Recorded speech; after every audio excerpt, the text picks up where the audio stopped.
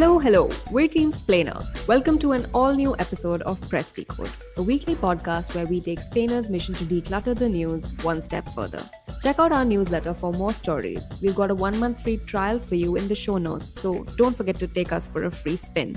But for now, just sit back, relax, and don't let the news give you the blues. I'm Vagda, your host for the day, and it's just Sara and me. So we have 3 segments for you. In our first segment, we're unpacking what the hell is happening in Sri Lanka. For the Food for Thought segment, we put on our hoity-toity hats to decode authenticity in high art. And then in our final segment, we'll be roasting and toasting our fave and least fave items. Okay, so let's get on with our big story. There's a very wild chance that you missed this, but in case you did, since the weekend especially, in an unprecedented show of popular rage, hundreds of thousands of Sri Lankans swarmed into Colombo to evict their president and prime minister. Now, for some context, the protest first began in March in rural areas because of the severe economic crisis and soon swept across the country. The most prominent symbol of popular rage was the Gota Go village, a tent city of protesters set up at the Gale Face in Colombo, right outside the president's office. Now, former PM Mahinda Rajapaksa, who is the brother of the current president, I will tell you why I sound a little doubtful about the current stature of his presidency. But basically, Mahinda tried to use goons to dismantle the campsite, but the backlash was so severe that he had to eventually resign instead. He was replaced as PM by opposition leader Ranil Wickremesinghe, who took the job in what is now understood to be a compromise intended to keep Gotabaya in power. So everyone claims that they're all hand in glove. On Saturday, things took a turn. Thousands descended on Colombo in a massive protest. The police had to go as far as to use tear gas and water cannons, but all to no avail. The crowds eventually stormed the presidential palace, and that's where you saw the most bizarre scenes on social media. Right from swimming in the pool to lounging on the canopied beds, the protesters were truly living their best life. They watched cricket and, in some weird inception move, also watched news footage of themselves and other fellow protesters on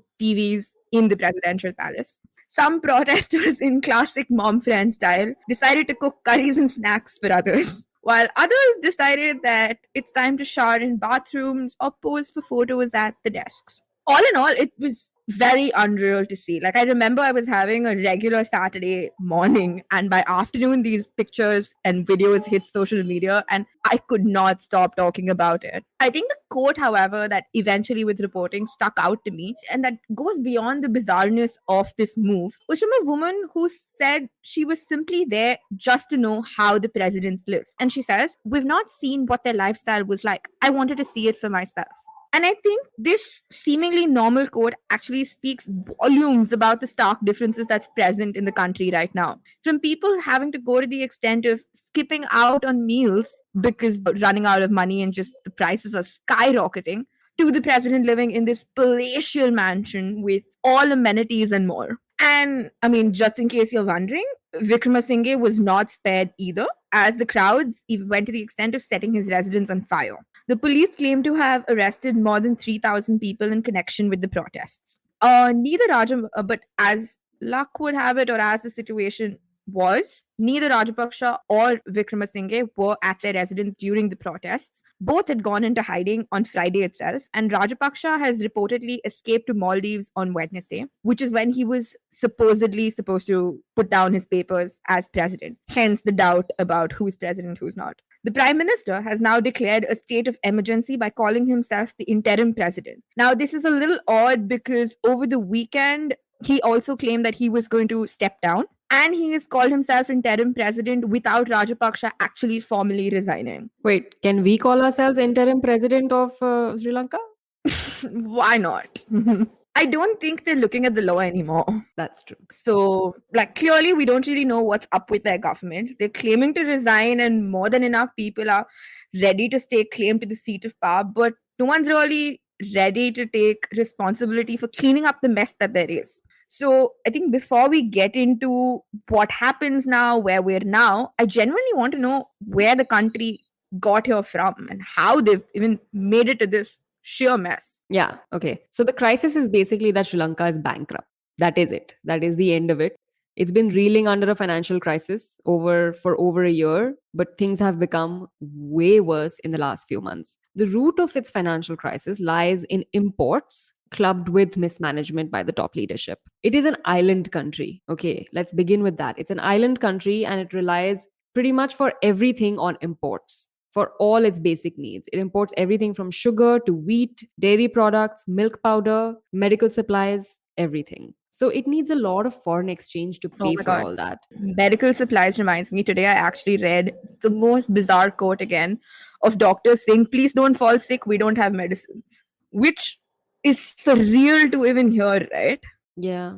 It's a humanitarian disaster, actually. It is. It is. The government owes about $51 billion in foreign debt and has no money for even like interest payments. And so it recently, last week, defaulted on its payments, which is further sending its currency spiraling down and which is making food prices even higher. They've shot up by almost 80%. And this is surprising. One apple costs 200 rupees. According to the UN, 9 Wow. out of 10 families are skipping meals. So that quote from that lady who wanted to see how they live. But again, how did it come to this? So there are a bunch of factors. First, exports declined, thus messing up the balance of trade and depleting foreign currency reserves. Exports formed 39% of the GDP in the year 2000. Then they fell to 20% in 2015 and hit 16.5% in 2020. So that's like half. Despite this, successive governments continued to spend loads of money getting foreign funding to pay for huge construction projects without the understanding that these types of investments actually only work when the economy is booming. And in reality, the economy was spiraling down. The growth rate was down to 2.3% in 2019. And then came the pandemic, hitting all three key drivers of Sri Lanka's foreign exchange earnings, which is goods, overseas remittances from workers, and tourism. And add to that, President Gotabaya, or not President Gotabaya, cut taxes on the affluent, which is reducing one more space of getting any sort of revenue, and restricted imports of essential goods like chemical fertilizers, which are used by like 90% of farmers in the country. And keep in mind, like a major chunk of Sri Lanka's export earnings come from tea. So, in the absence of fertilizers, what happens to that? And then the central bank started printing money to inject cash into the market, which caused runaway inflation. All the while, the leadership under Rajapakshas were hoping that they'll just get bailed out, like every time by the IMF or China or India. And that didn't happen. So here we are. The people are pissed and want the leadership to leave, resulting in protests and culminating in the scenes that we saw over the weekend. Wow. Yeah, I understand popular rage now. I truly do. Yeah. But I think it's also now fascinating now that we're here. Where do we go from here? Yeah. Like, Like, I'm not willing to be. we know it's down in the dumps. Yeah. Clearly, Vagda doesn't want to be president for a reason. Clearly. Yeah. So here's why it is actually terrifying for anyone now. The opposition parties claim to have decided to form an all party interim government. The people rejected it. First, the plan was that both Rajapaksa and Vikramasinghe would quit on July 13th, which is Wednesday. But then, like I pointed out, Rajapaksa seems to have fled without actually quitting. And Vikramasinghe took that opportunity to declare himself the interim president. He has now announced his willingness to also resign if consensus is reached on forming a unity government, which I know they're all just saying these things. And now, apparently, from anywhere between 3 days of when we record to 30 days, the presidential succession process could be undertaken. This is when the parliament basically elects another member of parliament to serve out Rajapaksa's term, which is supposed to end in November 2024. So the winner will basically complete the 2 years left in the term. But it isn't as simple as it seems because it is hard to see how the MPs will select a consensus candidate who will also be acceptable to the public. Because, like I said, the public outright rejected an all party government.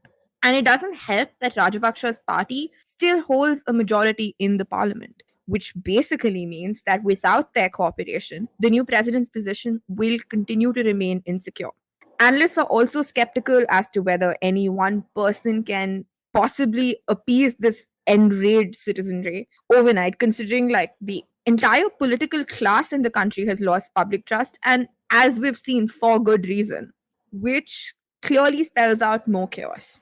Analysts are also concerned that it's important to watch out for the army, considering they have been very surprisingly and very different from character, more vocal in the wake of chaos, with General Shivendra Silva issuing appeals for calm. Now, you need to understand he's a key ally of the Rajapakshas and was appointed Chief of Defense Staff just last month. Hmm. So, what does this mean? Is the army going to play an important role, which Rajapakshas come back? But again, other analysts claim that even a silver may not actually be enough to save the Rajapakshas back. With Gotabaya's exit, currently there is no single Rajapaksha left in power, despite them holding decades of political power in the country. And I do recommend reading our big story just to understand the sheer amount of political power this one family held. At one point, nearly 40 people of the same clan were in positions of power. In a past interview, Mahinda has actually quipped, saying, "People keep voting the Rajapaksha family members to power. What can I do? When they do not wish to see them anymore, they will kick them out. I think the time has finally come." Beyond all these internal political scuffles, the most important bit is Sri Lanka needs a stable government to be able to successfully negotiate with the International Monetary Fund and actually implement its policy recommendations because no one else came to their rescue until now. Colombo currently requires $6 billion through the end of the year to buy just fuels and other essentials. And another $3 billion bailout is also critical. So I guess right now, since we're still in the middle of crisis and as we record things like keep seeming to be developing in the country, I think it's just time to wait and watch for what comes next for this island nation. And I hope the people are okay. Yeah, okay. On that note, we come to the end of our first segment. We'll be right back after a short break. You're listening to Press Decode on the IVM Podcasts Network.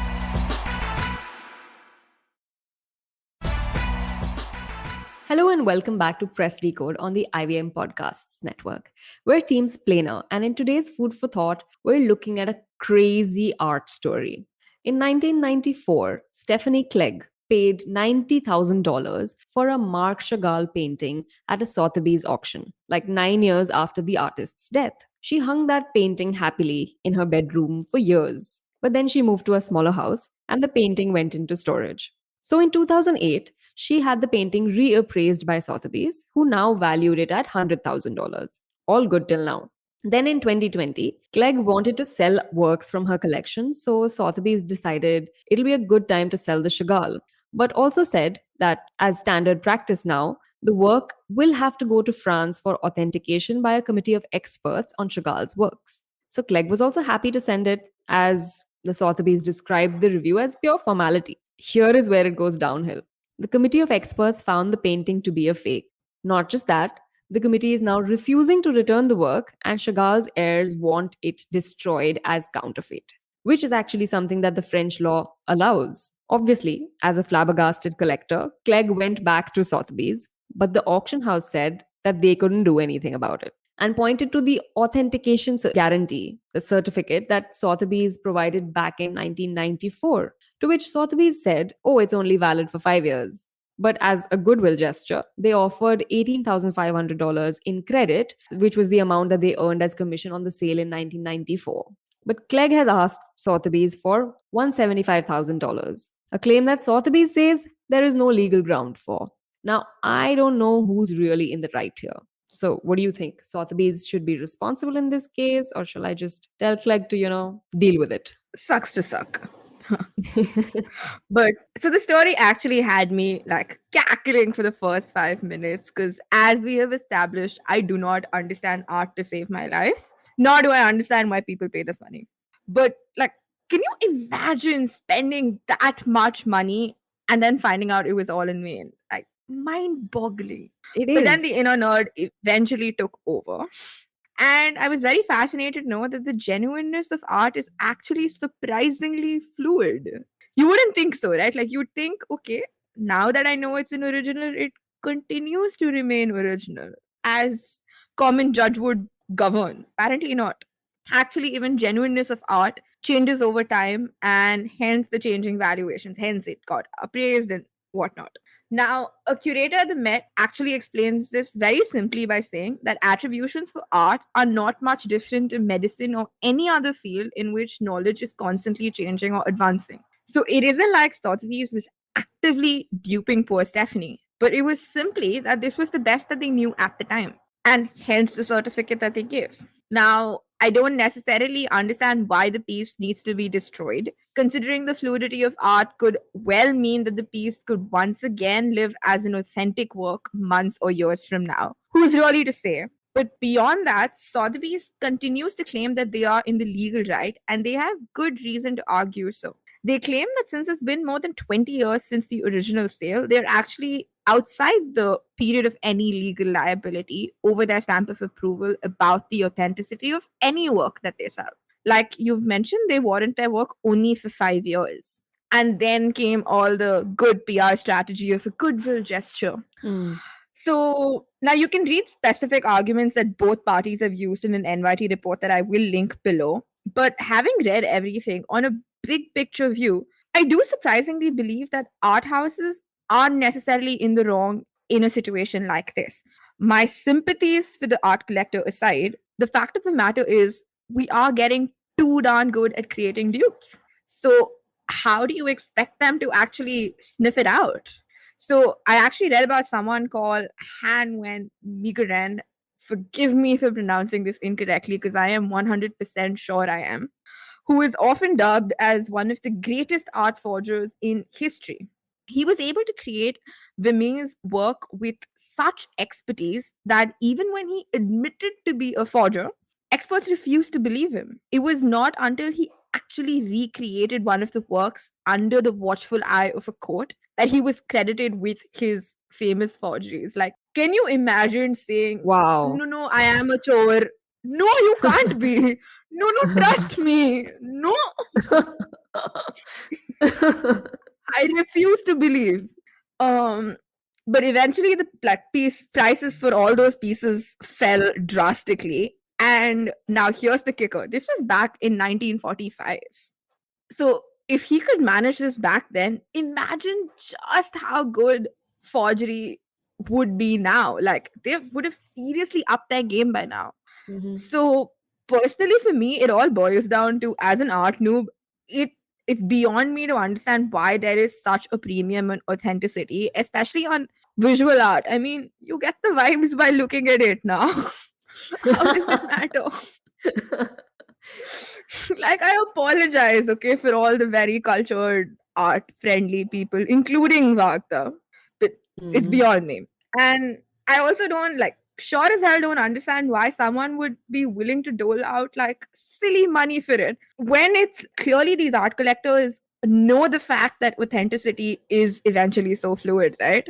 Like I didn't know until now, but now that I know that even a potential art collecting streak is killed. That's the thing. I am on the other side. Like I'm on the side of the art collector here because I am being told that it is authentic. And authenticity has the premium. As much as you don't understand or don't want to believe that there is a premium for it, authenticity is the main reason for something being valued at like crazy 450 million, dollars. So as a big established auction house that builds itself as an expert, such that an amateur art collector like me, I would rely on your judgment. And everybody does. Like Sotheby's, Christie's, these are not just platforms for sale, they're not Amazon. So they do their due diligence to establish authenticity and issue certificates of authenticity. Amazon also has like return policy. Where is the return policy here? Yeah. No, but Amazon also has a 30-day return policy. They have a 5-year return Fair policy. enough. Mm. I mean, But also the amount point of is, money involved. and also that you are issuing a certificate of authenticity exactly. It's not even like, I don't know, it's not like scratch that also. Yeah. So since knowing that there are amateur art collectors who are depending on Sotheby's and Christie's for their expertise, US laws saw it. They recognized it way like back in the 1970s. They saw the level of information asymmetry between auction houses and collectors and established some sort of responsibility on the auction house. That is what actually led to Sotheby's and Christie's coming up with limitation clauses of some sort, because there was now a a responsibility on their part to be liable for misattribution. This 5 years thing is something that they came up with after the laws came. So, and they Right. also refuse to grant authenticity to anything produced after 1870 because it's harder for them to authenticate works prior to that. Which brings me to a very basic question. How can a certificate of authenticity have a time limit? I know you said that it's a dynamic, fluid type of thing, but just how? This is the situation, right? Like When it's a the bit like think forger about it. It's a comes. bit ridiculous. Like it's you told me that this is a Chagall painting 9 years after his death, and then I bought it for $90,000, and now you're telling me that it's fake. It's not Chagall. It's not a washing machine that will have a limited period of operation. I mean, that's funny, It's a but certificate of it's like, authenticity. what if a forger just comes and says, listen, by the way, I did it? Like, what are you going to say? No, you didn't. Situations like that do arise, as I have established. So then what is this 5 years limitation? Why provide any authenticity? Like why provide any guarantee of authentication, right? For that, your guess is as good as mine. It's like if I am a collector and if at any point I want to sell my collection, I must do it in those 5 years. And like every year I'm or like right before it is 5 years, I will come to Sotheby's again, be like, okay, listen, I want to sell it now. Because in the sixth year, I can't. What if it turns out to be fake? And that doesn't make me much of a collector. Or I sell it in the fifth year and I purchase it myself. Every time paying them what, $18,500 or more now as commission every single time. It doesn't make me a collector. Then it makes me, I don't know, a seller. I'll just keep track of, oh, when is the authenticity running out? I must buy or like sell it before that. And like scholars in the field say authenticity is pretty subjective and it will change with experts. But it's so absurd that a hugely, like insanely priced exclusive club that is high art is set on claims of authenticity which are so prone to change. I don't know, it's just ridiculous spending this huge amount on something which may be nothing after a while, which is, and it's happened many times before. Like in another relatively recent case, this painting titled Salvator Mundi, which sold at an auction in 2005 for $1,100 when it was thought to be by a nobody, later sold for $450 million, same painting, in 2017, after experts decided that it was actually a work of Leonardo da Vinci of Mona Lisa fame. I'm sorry, I just have to laugh. I think it's the first time in my life I've heard his name and go off Mona Lisa fame, just in case. And I read that there are many, many more cases like this, not all of which come to the public knowledge because, it's high art, remember? It's like collectors who are duped like this, many times they settle outside of court because of the embarrassment of being duped. Valid. But the thing is, despite US laws on the subject, which are actually pretty vague and old, courts have not given a clear view on the law either as to who is responsible. They have been more giving towards amateur art collectors in cases of misattribution before, for the main reason that they rely on the auction house's expertise. So, this is kind of determined by court. So, if you're an experienced art collector, you may not get that kind of treatment from court. You may be told, deal with it. But the law is not settled, and scholars argue with all kinds of theories of liability. One of those is that auction houses should be strictly liable, which is liable regardless of whose fault it is. Because for a collector to prove negligence in due diligence on part of the huge auction house, it's extremely hard and expensive. So it's just easier and streamlined. And as I always bat for the underdog, I don't know if how much of an underdog you are if you can spend $90,000 on an art piece, but in any case, in this case, you are. And it's easier. It's just easier for auction houses to be doing their due diligence, and negligence is hard to prove. And also, you can just insure this, insure it can be covered under insurance because it doesn't happen all that often, I'm guessing. I'm hoping. Can you imagine? Yeah, I can't actually because we don't really know the numbers. Fair. Maybe this is how we get to know the numbers. Well, on that note, we come to the end of this segment. We'll be right back after a short break. You're listening to Press Decode on the IVM Podcast Network.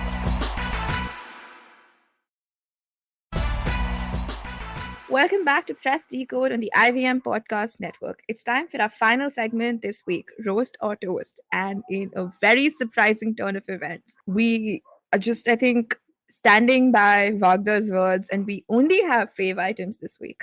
Yes, as head of positivity at Press Decode, I'm mandated out of plain whim that this week we will only have fave items. So here we are with two faves of the week. I will start. It's yet another art story because somehow that is the theme. We obviously have our hoity-toity hats on.